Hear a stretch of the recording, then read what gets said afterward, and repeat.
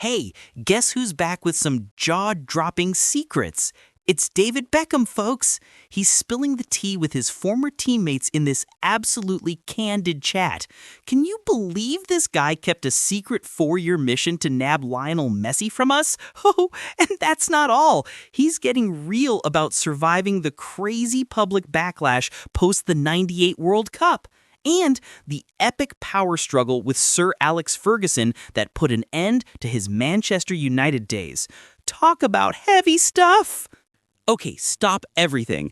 Beckham just dropped a bombshell about a 4-year secret mission to sign none other than Lionel Messi. And get this, he spills the beans on this top-secret meeting with Messi's dad. Oh my God, can you imagine? The moment he realized Messi was coming to Miami, just wow. Then I sneaked into Messi's dad's hotel about 4 years ago in Barcelona for a meeting with him. And obviously at that point, you know, we wasn't ready to bring him and he wasn't ready to come. But I turned around to his dad and said, we want your son. We want him to come to Miami when he's ready. And if that's a possibility, we continued the conversations and with my partners, Jorge Mas and Jose.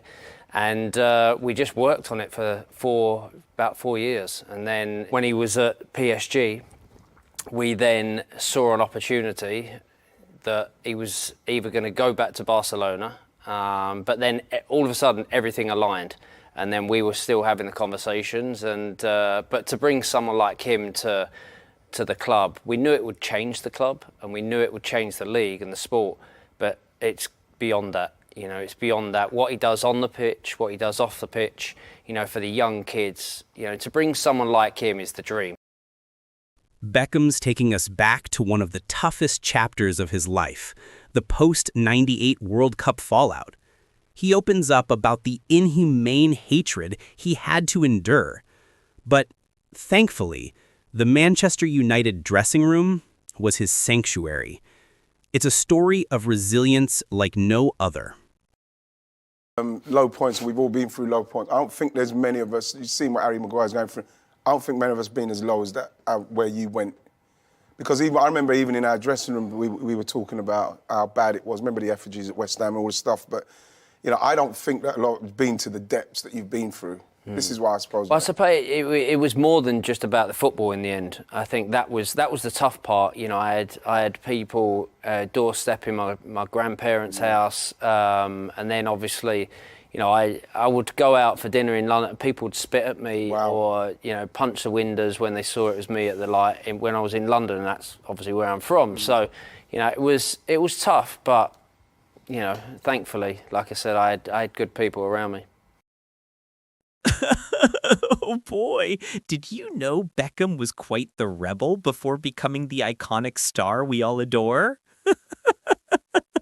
Picture this, he was the flash cockney always pushing Sir Alex Ferguson's buttons.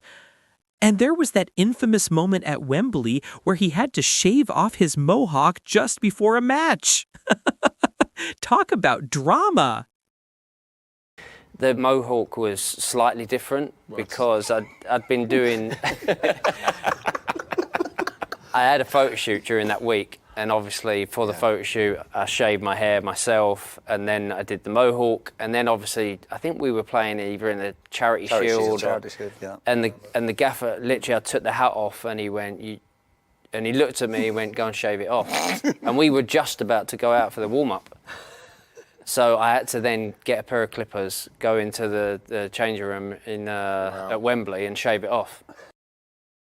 Grab some tissues, folks, because Beckham's opening up about the day he realized his Manchester United days were over. He never wanted to leave, but a phone call changed everything. Sir Alex wouldn't even discuss the transfer with him. It's a heartbreaking tale of what could have been. And I felt that obviously was, you know, it happened to me in the end. You know, I didn't want to leave Manchester United at the time. You know, we just won the league again.